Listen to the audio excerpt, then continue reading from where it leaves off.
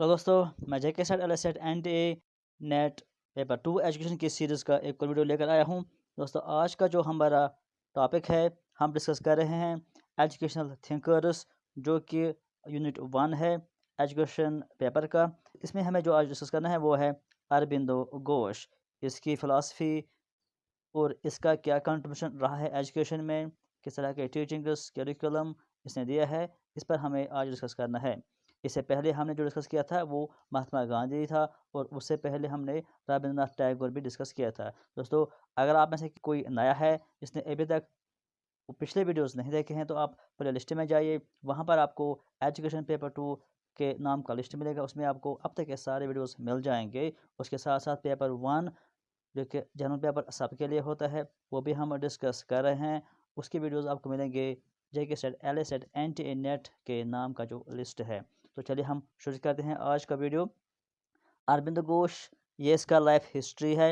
मतलब 1872 में वो पैदा हुए हैं और 1950 में वो उसकी डेथ हो गई है।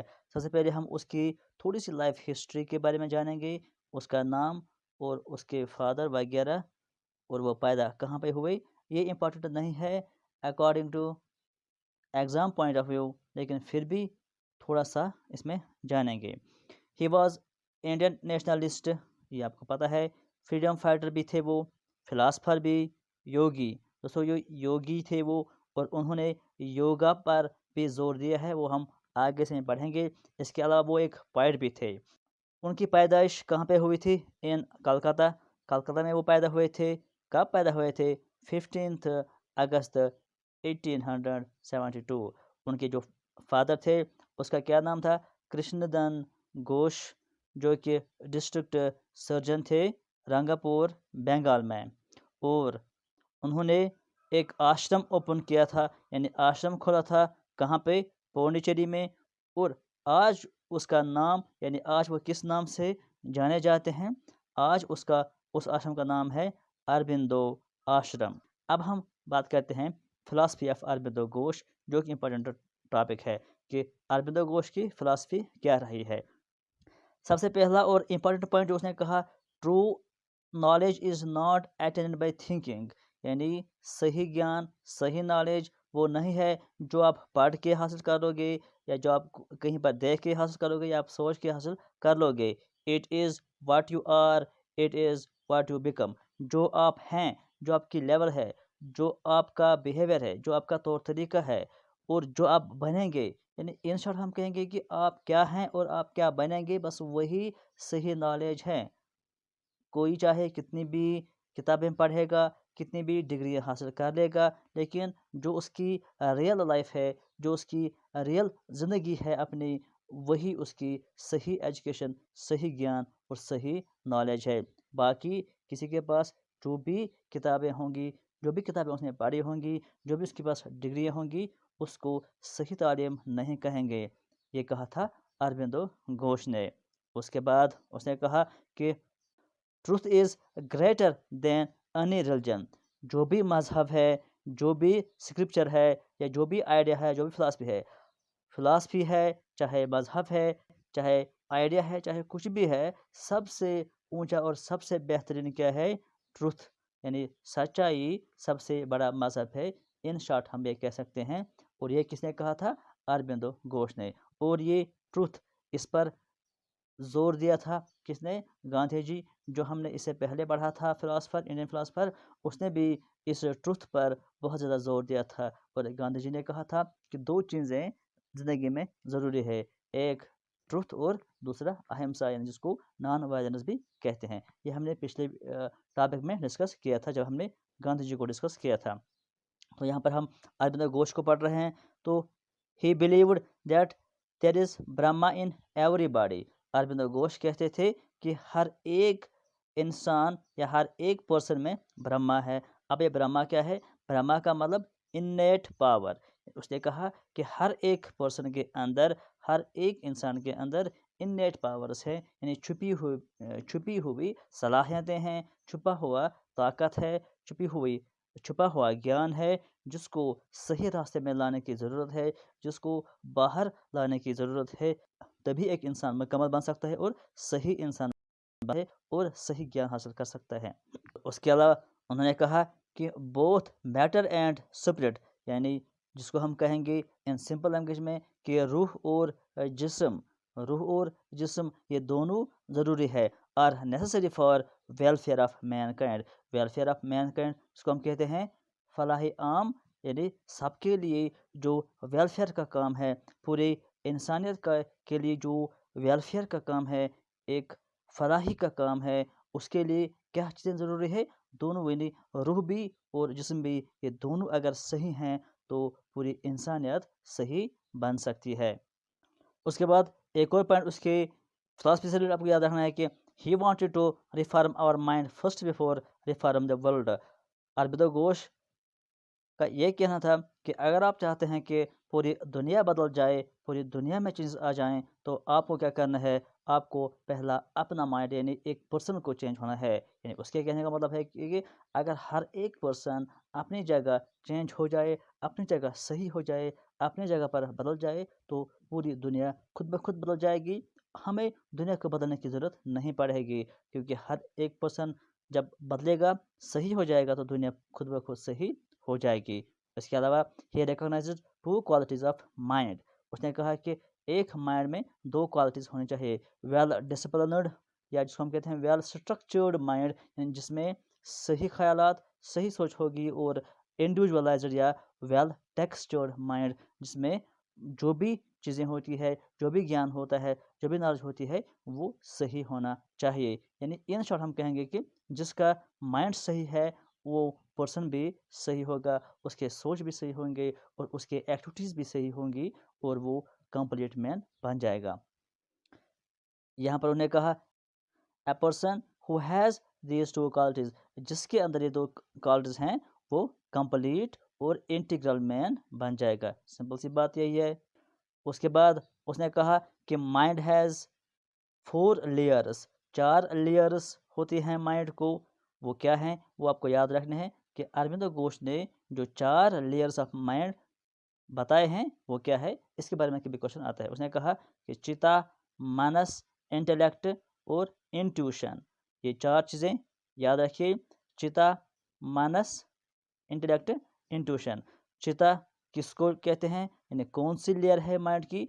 द फर्स्ट लेयर, उसको हम कहते हैं चेता इज़ पैसिव मेमोरी। यानी जो भी पर्सन होता है, जो भी इंसान होता है, उसके अंदर जो पैसिव मेमोरी होती है, यानी जो आरजी मेमोरी होती है, उसको हम कहते हैं चिता। यानी पहली लेयर माइंड की होती है इसी, और ये स्टोर हाउस होता है मेमोरीज का, यानी जहाँ पर आप पास्ट इम्प्रेशंस, यानी जहाँ पर आप मेमोरीज या पास्ट इम्प्रेशंस, यानी पुरानी जो बातें होती है, पुराने जो ख्यालात होते हैं, पुरानी जो चीज़ें आप याद रखते हो, वो आप इसी में रखते हो, जिसको वो हम बोलते हैं चिता। यानी ये सिर्फ आपको स्टोर करने के लिए, यानी याददाश्त के लिए काम आता है। ये पहली लेयर होती है माइंड की, यानी इसमें कोई सोच या कोई थॉट वगैरह नहीं होता है। उसके बाद दूसरा लेयर होता है माइंड का, जिसको हम कहते हैं मानस, और इसका एक और नाम है प्रॉपर माइंड। यानी प्रॉपर माइंड या मानस, ये दूसरी लेयर होती है माइंड की। इसमें क्या होता है? ये वो लेयर होती है जहाँ पर जो भी 5 सेंस हमारे पास होते हैं, 5 सेंसेस आप जानते हैं, यानी चाहे आइज़ हैं, ईयर्स होते हैं, या नोज़ होते हैं, यानी जिसके ज़रिए हम नॉलेज हासिल कर लेते हैं, जिसके ज़रिए हम ऑब्ज़र्व करते हैं, या देखते हैं, या सुनते हैं, वो उनको हम कहते हैं 5 सेंसेस। उसी के ज़रिए हम नॉलेज भी गेन कर लेते हैं, और उन 5 सेंसेस से जो भी मैसेजेस आते हैं, जो भी इमेजेस आती हैं, उनको फिर ट्रांसफ़ॉर्म कौन करता है? यानी उनको नॉलेज में कौन चेंज कर देता है? जो भी हम देखते हैं या जो भी हम सुनते हैं, उनको फिर मीनिंगफुल मैसेज बनाना, मीनिंगफुल इन्फॉर्मेशन बनाना, या थॉटफुल परसेप्शन बनाना, ये काम होता है माइंड की दूसरी लेयर का, जिसको हम कहते हैं मानस। उसके बाद जो थर्ड लेयर होती है माइंड की, जिसको हम कहते हैं इंटेलेक्ट, या उसी को दूसरा नाम हम कहते हैं बुद्धि। ये थर्ड लेयर होती है माइंड की। यहाँ पे क्या होता है? यहाँ पर जो भी नॉलेज आपके पास होती है, चाहे वो आपके 5 सेंसेस के ज़रिए आती हैं, या किसी और के चीज़ के ज़रिए आपके पास नॉलेज आती है, उसको फिर अरेंज करना, यानी एक सीक्वेंस वाइज़ बनाना, एक मीनिंगफुल वे में बनाना, अरेंज्ड और रीअरेंज्ड, यानी सही तरह से उसको वहाँ पे बिठाना, यानी मीनिंगफुल बनाना, ये काम होता है उसी थर्ड लेयर का, जिसको हम कहते हैं बुद्धि। यानी जहाँ पर आप सोच लेते हो, जहाँ पर आपका थॉट इन्वॉल्व हो जाता है, आपकी थिंकिंग इन्वॉल्व होती है, उसके साथ साथ कंप्रहेंशन, यानी आपका सूझबूझ वहाँ पे आ जाता है, क्रिएटिव, सिंथेटिक, एनालिटिकल फैकल्टीज़, ये सारी चीज़ें इसी थर्ड लेयर जो माइंड की होती है, यानी जिसको हम कहते हैं बुद्धि, इंटेलेक्ट, उसी का काम होता है। उसके बाद सबसे ऊंची लेयर और सबसे पावरफुल लेयर जो होती है, उसको हम कहते हैं फोर्थ लेयर, यानी इंट्यूशन। इंट्यूशन, इसको हम इल्हाम भी कहते हैं। ये माइंड की सबसे आला लेवल होती है, सबसे बेस्ट लेयर होती है।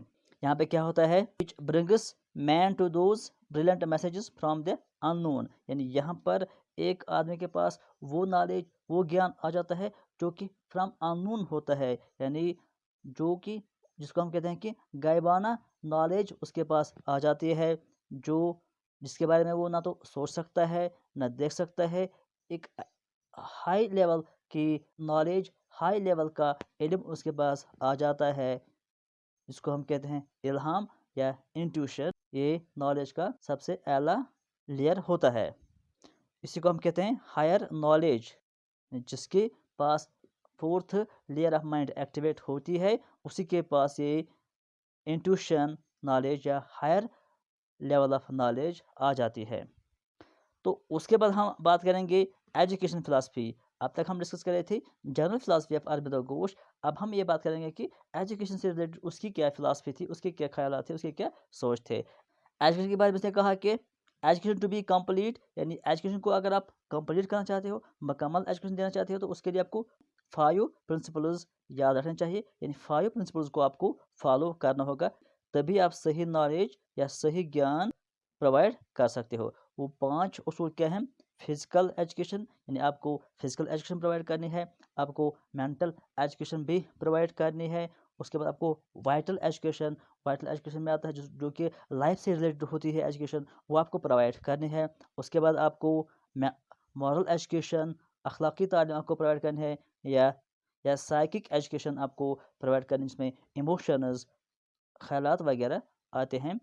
क्योंकि जब किसी पर्सन के इमोशंस, उसके ख़यालात सही हो जाएंगे, तब उसकी एक्टिविटीज़ भी सही हो जाएंगे। उसके बाद बात करेंगे प्रिंसिपल्स ऑफ टीचिंग, यानी टीचिंग के प्रिंसिपल्स क्या हैं। अरबिंदो घोष ने कहा कि 3 प्रिंसिपल्स ऑफ टीचिंग होने चाहिए। वो वो 3 प्रिंसिपल्स क्या हैं। सबसे पहला प्रिंसिपल यह है कि first principle of true knowledge is that nothing can be taught. पहले ही हमने बात की, उन्होंने कहा था कि true knowledge is not obtained by thinking, it is what you are, what you become, यानी ट्रू नॉलेज, सही नॉलेज आपके अंदर है, जो भी आप हैं या जो भी आप बनेंगे, वही सही नॉलेज है। इसी रिलेटेड उन्होंने कहा कि नथिंग कैन बी टॉट, यानी हम किसी को कुछ भी नहीं सिखा सकते हैं, बल्कि the teacher is not instructor. Teacher का काम ये नहीं है कि वो बच्चों को नॉलेज प्रोवाइड करे, बच्चों को तालीम ठोस ठोस कर दे, बल्कि he is helper and guide. Teacher का काम है, वो एक हेल्पर है, वो एक गाइड है। वो चिल्ड्रन को, वो बच्चों को सिर्फ गाइड कर सकता है, सही रास्ता दिखा सकता है और उनको हेल्प कर सकता है। बाकी नॉलेज, सही ज्ञान उन बच्चों के अंदर है, और वो खुद ही उसको हासिल कर सकते हैं। वो खुद ही एक्सप्लोर करके नॉलेज हासिल कर सकते हैं। टीचर को ये काम नहीं है कि वो उनको नॉलेज प्रोवाइड कर सकता है। उसके बाद दूसरा पॉइंट उन्होंने कहा कि mind has to be consulted in its growth, यानी जब भी बच्चों में कोई आपको नॉलेज प्रोवाइड करनी है, कोई चीज़ सिखानी होती है, वो आपको ऐसी नॉलेज प्रोवाइड करनी है, ऐसी गाइडेंस उनको प्रोवाइड करनी है, जिससे उनका माइंड एक्टिवेट हो जाए, उनका माइंड ग्रो हो जाए, क्योंकि नॉलेज तो उनको खुद हासिल करनी है। और वो कैसे करेंगे, जब उनका माइंड एक्टिवेट हो जाए। पहले उसने कहा कि माइंड की 4 लेयर्स हैं, इसलिए वो माइंड पर बहुत ज़्यादा जोर देते थे कि एक माइंड जब सही होगा, तब इंसान की सोच, इंसान के ख्यालात और इंसान के एक्टिविटीज़ भी सही हो जाएंगी। इसलिए उन्होंने कहा कि आपको माइंड की ग्रोथ करनी है बच्चों के अंदर। थर्ड प्रिंसिपल उसने कहा कि टीचिंग का उसूल क्या है, to work from the near, work from the near यानी जो आप जानते हैं कि जिनको हम कहते हैं मैक्सिम्स ऑफ टीचिंग, यानी टीचिंग के उसूल जिसको हम कहते हैं known to unknown, simple to complex. यहाँ पर भी अरविंदो घोष ने उसी के बारे में बात की है कि वर्क फ्रॉम द नियर, यानी आप नियर से शुरू कीजिए, यानी आप नोन टू अननोन शुरू कीजिए, सिंपल टू कॉम्प्लेक्स शुरू कीजिए, यानी जो बच्चे पहले से ही जानते हैं उसी से स्टार्ट कीजिए और फिर आपको उन्हें वहाँ तक ले जाना है जो वो नहीं जानते हैं। उसके बाद हम बात करेंगे एम्स ऑफ एजुकेशन, यानी अकॉर्डिंग टू अरविंदो घोष क्या क्या एम्स होने चाहिए, क्या क्या ऑब्जेक्टिव्स होने चाहिए एजुकेशन के। पहला ऑब्जेक्टिव उसने कहा कि फिजिकल प्योरिटी एंड डेवलपमेंट, यानी फिजिकली इंडिविजुअल में प्योरिटी आनी चाहिए और डेवलपमेंट उनके अंदर आनी चाहिए फिजिकली भी। या ट्रेनिंग ऑफ सेंसेस, सेंसेस उनके डेवलप होने चाहिए, सेंसेस को आपको ट्रेन करना है उनको। मेंटल डेवलपमेंट, उनके अंदर मेंटल डेवलपमेंट आनी चाहिए। ये एम्स ऑफ एजुकेशन है, यानी एजुकेशन के ज़रिए ये चीज़ें हासिल होनी चाहिए। मोरालिटी डेवलपमेंट, एजुकेशन के ज़रिए आप उनके बच्चों के अंदर मोरालिटी यानी इखलाकी डेवलपमेंट आनी चाहिए। कॉन्शियस उनका डेवलपमेंट होना चाहिए। स्पिरिचुअल उनका डेवलप होना चाहिए, यानी स्पिरिचुअली वो डेवलप होने चाहिए। Development of hidden potentialities, Aurobindo Ghosh ने पहले कहा कि उनके अंदर ही नॉलेज छुपी हुई है, तो उनको डेवलप करना है, उनको बढ़ावा देना है, ये मकसद होना चाहिए एजुकेशन का। उसके बाद हम बात करेंगे मेथड्स ऑफ टीचिंग कि अकॉर्डिंग टू अरविंदो घोष किस तरह के मेथड्स होने चाहिए। नथिंग कैन बी टॉट, इस पर उन्हें पहले भी जोर दिया है कि हम कुछ नहीं सिखा सकते, इसलिए उन्हें कहा कि नथिंग कैन बी टॉट, हम कुछ नहीं सिखा सकते हैं, सारी ज्ञान सारी नॉलेज बच्चे खुद हासिल कर लेंगे। People has to acquire new knowledge by his own attempts, अपनी कोशिशों के बदौलत बच्चों को ज्ञान हासिल करना है, न्यू नॉलेज हासिल करनी है। द टीचर इज हेल्पर और गाइड, टीचर सिर्फ एक हेल्पर या एक गाइड का काम कर सकता है। उसके बाद सेल्फ पेसिंग लर्निंग, यानी अपने लेवल के मुताबिक जिस चिल्ड्रन के अंदर जितनी कैपेसिटी है, जितनी सलाहियत है, उसी के हिसाब से वो नॉलेज हासिल कर लेंगे। Teacher from near to far, अभी हमने बात की कि simple to complex, known to unknown आपको प्रिंसिपल फॉलो करना है, इस तरह से आपको नॉलेज प्रोवाइड करनी है। सिंपैथेटिक यानी चिल्ड्रन से रिलेटेड आपको हमदर्दी होनी चाहिए, उनकी नीड्स क्या है, उनकी ज़रूरत क्या है, वो आपको प्रोवाइड करना है, उसी को हम कहते हैं sympathetic attitude. Principle of learning by doing, यानी लर्निंग बाय डूइंग, कर कर के उनको सिखाना है, या बच्चे जब खुद इन्वॉल्व हो जाएंगे एक्टिविटी में, इससे वो बेहतर तरीके से नॉलेज हासिल कर सकते हैं। यही प्रिंसिपल यूज़ करना चाहिए, ये कहा था अरबिंदो घोष ने। उसके बाद education according to nature of the child, जो भी नेचर ऑफ द चाइल्ड है, चाइल्ड का जो भी नेचर है, उसी के हिसाब से उसको एजुकेशन प्रोवाइड करनी है। प्रिंसिपल ऑफ नीड, पहले भी हमने बात की कि नीड क्या है चाइल्ड की, उसी के मुताबिक एजुकेशन होनी चाहिए। अब हम बात करेंगे करिकुलम की कि अकॉर्डिंग टू अरबिंदो घोष किस तरह का करिकुलम होना चाहिए। Curriculum should be interesting, simple सी बात यह है कि जब करिकुलम इंटरेस्टिंग होगा तभी बच्चों को पढ़ने में भी मज़ा आएगा और तभी वो अच्छे से नॉलेज हासिल कर सकते हैं, अच्छे से कुछ नया सीख सकते हैं। इट शुड इंक्लूड दो subjects which promote mental and spiritual development, क्योंकि उन्होंने पहले ही कहा कि मेंटल डेवलपमेंट होना चाहिए और स्पिरिचुअल डेवलपमेंट होना चाहिए, इसलिए उन्होंने कहा कि करिकुलम में भी ऐसे सब्जेक्ट्स होने चाहिए जिनके ज़रिए से आप बच्चों के अंदर मेंटल डेवलपमेंट करा सकते हो या स्पिरिचुअल डेवलपमेंट करा सकते हो। उसके अलावा it should motivate children, curriculum ऐसा होना चाहिए जो कि बच्चों को मोटिवेट करे, कहाँ, towards the attainment of knowledge of whole world, यानी पूरी दुनिया की जो नॉलेज है उसको हासिल करने के लिए मोटिवेट करना चाहिए, ऐसा करिकुलम होना चाहिए। It should certain creativity of life and constructive capacities, curriculum में क्रिएटिविटी होनी चाहिए या कंस्ट्रक्टिव कैपेसिटीज़ होनी चाहिए, जिससे इंसान के अंदर नई नॉलेज, नई ज्ञान हासिल हो जाए और नई चीज़ें वो प्रोड्यूस कर सकता है। डिसिप्लिन, अब हम बात करते हैं डिसिप्लिन की। अकॉर्डिंग टू अरविंदो घोष किस तरह का डिसिप्लिन होना चाहिए।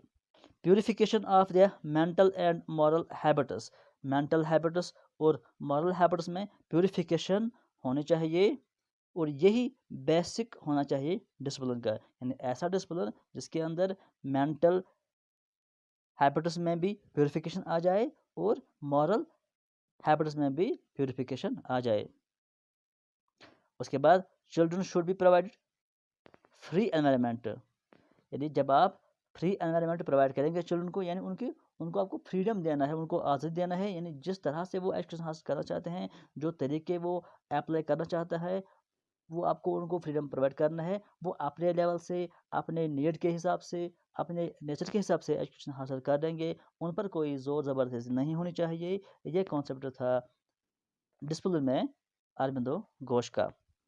उसके बाद हम बात करते हैं कि एक और अहम चीज़ जिससे अक्सर क्वेश्चन आते हैं, important publication of Shri Aurobindo Ghosh, यानी उसने कौन कौन सी किताबें लिखी है, इस पर भी बहुत बार क्वेश्चन आया है। इनको आप याद रखिए, ये बहुत ही इंपॉर्टेंट टॉपिक है।